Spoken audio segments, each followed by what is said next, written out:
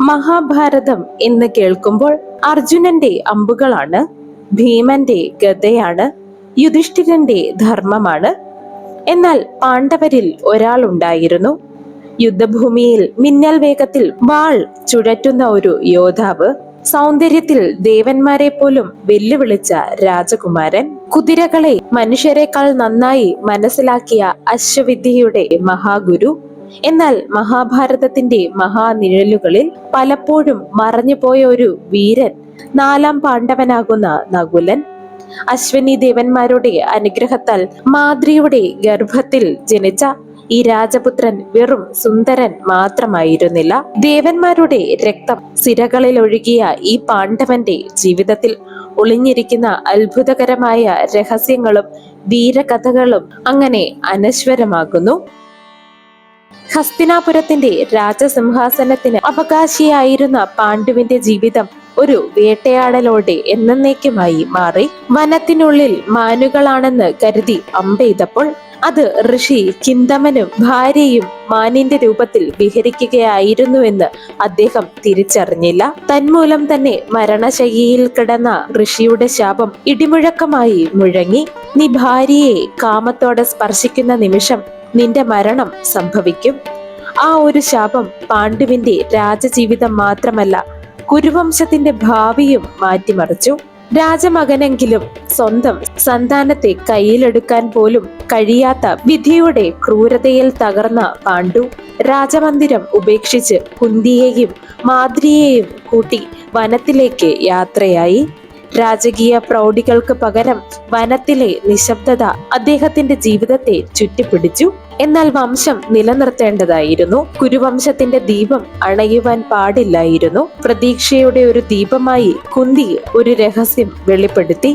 ബാല്യത്തിൽ മഹാതപസിയായ ദുർവാസാവ് മഹർഷിയെ അകമഴിഞ്ഞ് സേവിച്ചതിന്റെ ഫലമായി ഏത് ദേവനെയും ആഹ്വാനം ചെയ്യുവാനായി ഒരു മന്ത്രം മഹർഷി അവൾക്ക് നൽകിയിരുന്നു എന്നത് അതറിഞ്ഞ പാണ്ഡു സന്തോഷവാനായി. തുടർന്ന് കുന്തിയുടെ ആ മന്ത്രത്തിൽ ധർമ്മദേവനിൽ നിന്നും യുധിഷ്ഠിരനും, വായുദേവനിൽ നിന്നും ഭീമനും, ഇന്ദ്രദേവനിൽ നിന്നും അർജുനനും ജനിച്ചു. എന്നാൽ പാണ്ഡുവിന്റെ മനസ്സിൽ ഒരു ചോദ്യം ബാക്കിയുണ്ടായിരുന്നു. മാദ്രിക്കും മാതൃത്വത്തിന്റെ ആനന്ദം അറിയേണ്ടതല്ലേ? ഏറെ ആലോചിച്ച ശേഷം അദ്ദേഹം കുന്തിയെ ആ കാര്യം അറിയിച്ചു. മഹാമനസ്കയായ ആ യാദവ സ്ത്രീ അസൂയയോ സ്വാർത്ഥതയോ ഒന്നുമില്ലാതെ ആ ദിവ്യമന്ത്രം പഠിപ്പിച്ചു. പുലരിയുടെ സ്വർണ വെളിച്ചം ഹിമാലയൻ കാടുകളെ തഴുകിയ ആ ദിവ്യ പ്രഭാതത്തിൽ മാദ്രി കണ്ണുകൾ അടച്ചുകൊണ്ട് ആ മന്ത്രം ജപിച്ചു. ആകാശം അസാധാരണമായ ഒരു പ്രകാശത്തിൽ മുങ്ങി. സ്വർണരഥത്തിൽ ദിവ്യ തേജസ്സോടെ പ്രത്യക്ഷപ്പെട്ട് ദേവലോകത്തിന്റെ ഇരട്ട ദേവന്മാരായ അശ്വനി കുമാരന്മാർ നസത്യയും ദസ്രനും അവൾക്കു മുൻപിൽ പ്രത്യക്ഷപ്പെട്ടു. ദേവന്മാരുടെ വൈദ്യന്മാർ സൗന്ദര്യത്തിന്റെയും യുവത്വത്തിന്റെയും ആരോഗ്യത്തിന്റെയും പ്രതീകങ്ങൾ. അവരുടെ ദിവ്യാനുഗ്രഹം മാദ്രിയെ സ്പർശിച്ച നിമിഷം പ്രകൃതി തന്നെ ആഹ്ലാദിക്കുന്നത് പോലെ തോന്നി. വൈകാതെ മാദ്രി ഇരട്ട കുട്ടികൾക്ക് ജന്മം നൽകി. ആദ്യം ജനിച്ച കുഞ്ഞ് അവനാകുന്നു നകുലൻ. അസാധാരണമായ സൗന്ദര്യവും വാളിന്റെ മിന്നൽ വേഗവും വിധി സമ്മാനിച്ച രാജകുമാരൻ. അവന്റെ പിന്നാലെ ജനിച്ച സഹോദരനാകുന്നു സഹദേവൻ. ജ്ഞാനത്തിന്റെയും വിവേകത്തിന്റെയും പ്രതിരൂപമായി ലോകത്തെത്തിയവൻ. അങ്ങനെ അശ്വനി ദേവന്മാരുടെ ദിവ്യരക്തം വഹിച്ചുകൊണ്ട് ഇരട്ട സഹോദരന്മാരുടെ ജനനത്തോടെ പാണ്ഡവരുടെ കഥ പൂർണ്ണതയിലേക്ക് കടന്നു. എന്നാൽ കാലം തെളിയിക്കാൻ കാത്തിരുന്നത് നകുലൻ വെറും സുന്ദരനായ രാജപുത്രൻ മാത്രമായിരുന്നില്ല എന്നാണ്. ഹിമാലയ വനങ്ങളിൽ ജനിച്ച ദിവ്യ ശിശുവായ നകുലന്റെ ബാല്യം അധികകാലം ആ വനത്തിൽ തുടർന്നില്ല. പാണ്ഡുവിന്റെ അകാല മരണത്തിന് ശേഷം കുന്തിയും 5 പാണ്ഡവന്മാരും മാദ്രിയുടെ ഓർമ്മകളെ ഹൃദയത്തിൽ സൂക്ഷിച്ചുകൊണ്ട് ഹസ്തിനാപുരിയിലേക്ക് മടങ്ങി. കുരുവംശത്തിന്റെ മഹത്തായ രാജമന്ദിരത്തിൽ ആരംഭിച്ച പുതിയ ജീവിതം വെറും രാജകുമാരന്റെ ജീവിതമായിരുന്നില്ല. ഭാവിയിലെ യോദ്ധാക്കളെ വാർത്തെടുത്ത കഠിന പരിശീലനത്തിന്റെ തുടക്കമായിരുന്നു അത്. കൗരവരോടൊപ്പം കളിച്ചും മത്സരിച്ചും വളർന്ന നകുലൻ ഒരിക്കലും അഹങ്കാരം കാണിക്കാത്ത ശാന്ത സ്വഭാവക്കാരൻ ആയിരുന്നു. അവന്റെ കണ്ണുകളിൽ അപൂർവ ആത്മവിശ്വാസം എപ്പോഴും ഉണ്ടായിരുന്നു. ആരും ശ്രദ്ധിക്കാതെ അവൻ സ്വയം ഒരുങ്ങിക്കൊണ്ടിരുന്നു. ഒരു ദിവസം യുദ്ധഭൂമിയിൽ തന്റെ വാൾ സംസാരിക്കുവാനായി കാലം കടന്നപ്പോൾ കുരുകുലത്തിന്റെ മഹാഗുരുവായ ദ്രോണാചാര്യരുടെ കീഴിൽ രാജകുമാരന്മാരുടെ വിദ്യാഭ്യാസം ആരംഭിച്ചു. വേദങ്ങൾ, രാജധർമ്മം, യുദ്ധതന്ത്രങ്ങൾ, ആയുധ വിദ്യകൾ, ഓരോ വിദ്യയും കഠിനമായ പരീക്ഷണത്തിലൂടെ പഠിപ്പിക്കപ്പെട്ടു. എന്നാൽ ദ്രോണരുടെ കണ്ണുകൾ വീണ്ടും വീണ്ടും പതിഞ്ഞത് മറ്റൊരു ശിഷ്യനിലേക്ക് ആയിരുന്നു. അവനായിരുന്നു അർജുനൻ. എന്നാൽ കയ്യിൽ വാളെടുത്ത നിമിഷം നകുലന്റെ ചലനങ്ങൾ മറ്റു യോദ്ധാക്കളെക്കാൾ ഒരു നർത്തകന്റെ ചുവടുകൾ പോലെ മനോഹരമായിരുന്നു. വായുവിലൂടെ മിന്നൽ വേഗത്തിൽ പാഞ്ഞു പോകുന്ന വാളിന്റെ തിളക്കം ഒരു നിമിഷം കൊണ്ട് എതിരാളിയുടെ പ്രതിരോധം തകർക്കുന്ന വേഗത്തിൽ ആയിരുന്നു. വാളിന്റെ ഭാഷ ഏറ്റവും നന്നായി മനസ്സിലാക്കുന്ന ശിഷ്യൻ നകുലനാണെന്ന് ദ്രോണർക്ക് മനസ്സിലായി. അതുകൊണ്ട് തന്നെ പാണ്ഡവരിൽ ഏറ്റവും മികച്ച വാളേന്തിയവൻ എന്ന വിശേഷണം നകുലന് ലഭിച്ചു. എന്നാൽ നകുലന്റെ യഥാർത്ഥ അത്ഭുതം യുദ്ധഭൂമിയിൽ മാത്രമായിരുന്നില്ല. അശ്വിനി ദേവന്മാരുടെ പുത്രൻ എന്ന നിലയിൽ കുതിരകളുമായി അവനുണ്ടായിരുന്ന ബന്ധം അത്ഭുതകരമായിരുന്നു. മറ്റുള്ളവർക്ക് അടങ്ങാത്ത കാട്ടുകുതിരകൾ നകുലന്റെ സ്പർശനത്തിൽ ശാന്തരായിരുന്നു. ഒരു കുതിരയുടെ കണ്ണുകൾ നോക്കിയാൽ അതിന്റെ ആരോഗ്യം, ക്ഷീണം, സ്വഭാവം, പരിശീലനക്കുറവ് എല്ലാം അവന് തിരിച്ചറിയാമായിരുന്നു. ചികിത്സിക്കുന്നതിലും യുദ്ധരഥങ്ങൾക്കായി ഏറ്റവും മികച്ച അശ്വങ്ങളെ തിരഞ്ഞെടുക്കുന്നതിലും അവയെ അതിവേഗവും അനുസരണയുമുള്ള യുദ്ധകുതിരകളാക്കി മാറ്റുന്നതിലും വിദഗ്ധനായിരുന്നു. പിന്നീട് വിരാട നഗരത്തിന്റെ അശ്വശാലയിലെ ചുമതല ഏറ്റെടുക്കുവാൻ നകുലന് കഴിഞ്ഞു. വർഷങ്ങളുടെ പരിശീലനവും ദിവ്യ പാരമ്പര്യവും ചേർന്നുണ്ടായ അതുല്യമായ കഴിവായിരുന്നു അത്. എന്നാൽ നകുലനെ കുറിച്ച് പറയുമ്പോൾ ചരിത്രം ഒരിക്കലും മറക്കാത്ത ഒരു പ്രത്യേകതയുണ്ട്. അവന്റെ അപാരമായ സൗന്ദര്യം.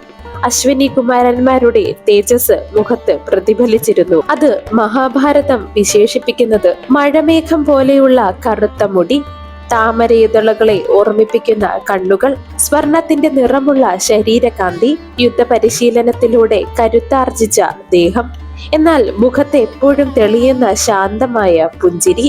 അവനെ കണ്ടാൽ ദേവകുമാരനാണോ അതോ മനുഷ്യനാണോ എന്ന് പോലും പലർക്കും സംശയം തോന്നുമായിരുന്നു.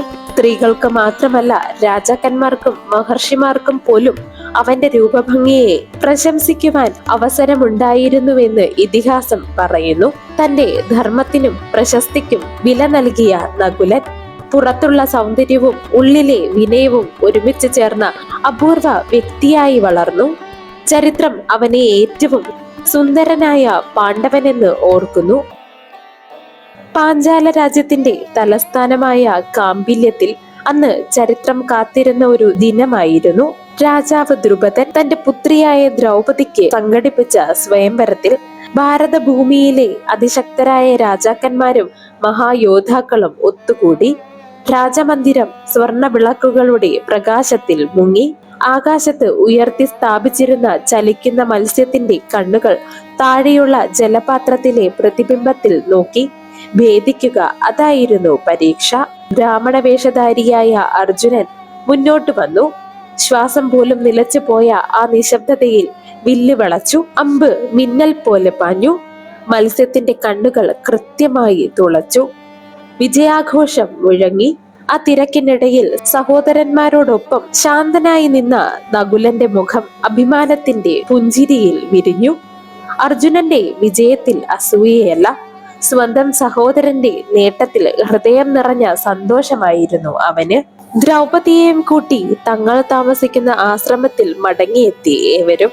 പുറത്തുനിന്ന് അർജുനൻ ആവേശത്തോടെ വിളിച്ചു പറഞ്ഞു, അമ്മേ, ഇന്ന് ഞങ്ങൾ അപൂർവമായ ഒരു ഭിക്ഷ കൊണ്ടുവന്നിരിക്കുന്നു. അകത്തുണ്ടായിരുന്ന കുന്തി അവർ കൊണ്ടുവന്നത് എന്താണെന്ന് കാണാതെ പതിവ് പോലെ നിങ്ങൾ എല്ലാവരും തുല്യമായി പങ്കിട്ടെടുത്തോളൂ എന്ന് പറഞ്ഞു. ആ വാക്കുകൾ കേട്ട നിമിഷം എല്ലാവരും നിശ്ചലരായി. കുന്തി പുറത്തു വന്ന് ദ്രൗപദിയെ കണ്ടപ്പോൾ തന്റെ അബദ്ധം തിരിച്ചറിഞ്ഞു. മാതാവിന്റെ വാക്കുകൾ അസത്യമാക്കുവാൻ പാടില്ല. ധർമ്മസങ്കടം എല്ലാവരുടെയും മുൻപിലുണ്ടായി. മഹർഷി വ്യാസനെത്തി ദ്രൗപദിയുടെ ദിവ്യജന്മവും മുൻജന്മത്തിലെ വരപ്രാർത്ഥനയും വിശദീകരിച്ചു. വിധിയുടെ തീരുമാനത്തെ പോലെ ദ്രൗപദി 5 പാണ്ഡവന്മാരുടെ ഭാര്യയായി. അപൂർവമായ ആ വിവാഹത്തിൽ നകുലൻ തന്റെ സഹോദരന്മാരെ പോലെ തന്നെ യാതൊരു എതിർപ്പും പ്രകടിപ്പിച്ചില്ല. വ്യക്തിപരമായ ആഗ്രഹങ്ങളെക്കാൾ കുടുംബത്തിന്റെ ഐക്യവും മാതാവിന്റെ വചനവും ധർമ്മത്തിനും മുൻഗണന നൽകുന്ന അവന്റെ സ്വഭാവം അവിടെ വീണ്ടും തെളിഞ്ഞു. ദ്രൗപദിയുമായുള്ള ദാമ്പത്യ ജീവിതത്തിൽ നകുലൻ എപ്പോഴും ആദരവും സൗമ്യതയും നിറഞ്ഞ ഭർത്താവായിരുന്നു.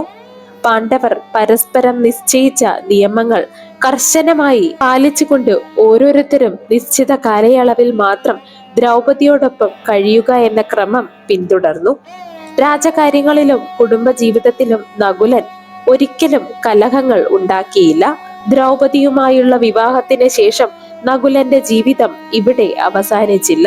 രാജധർമ്മവും രാഷ്ട്രീയ സഖ്യങ്ങളും കുടുംബ ബന്ധങ്ങളും ഉറപ്പിക്കുന്നതിനായി അന്നത്തെ ക്ഷത്രിയ രാജാക്കന്മാരെ പോലെ നകുലനും മറ്റൊരു വിവാഹം കഴിച്ചു.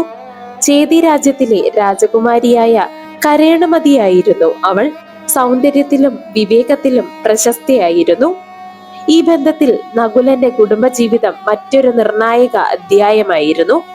കാലം കടന്നപ്പോൾ ഈ ജീവിതത്തിൽ ഒരു പുത്രൻ ജനിച്ചു, നിരമിത്രൻ. ദ്രൗപദിയിൽ നകുലന് ജനിച്ച പുത്രനാകുന്നു ശതാനികൻ. കുരുക്ഷേത്രമെല്ലാം അവസാനിച്ചു.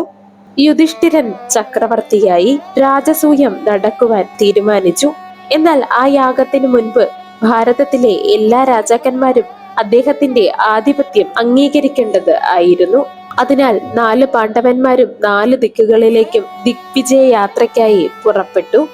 പടിഞ്ഞാറ് ഭാഗത്തേക്ക് പോയത് നകുലനായിരുന്നു.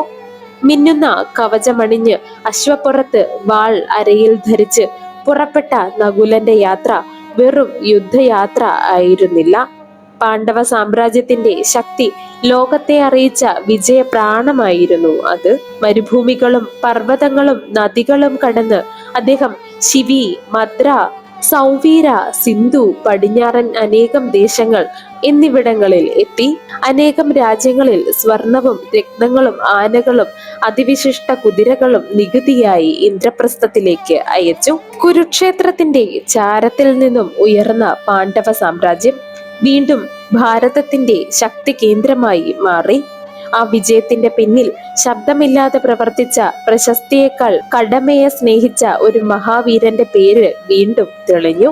അധികം വാഴ്ത്തുപാട്ടുകളോ പ്രാധാന്യമോ ഇല്ലാതെ പോയ 4ാം പാണ്ഡവന്റെ ഈ ചരിത്രം നിങ്ങൾക്ക് ഇഷ്ടമായെങ്കിൽ വീഡിയോ ലൈക്ക് ചെയ്യുവാനും കമന്റ് ചെയ്യുവാനും സബ്സ്ക്രൈബ് ചെയ്യുവാനും മറക്കരുത്.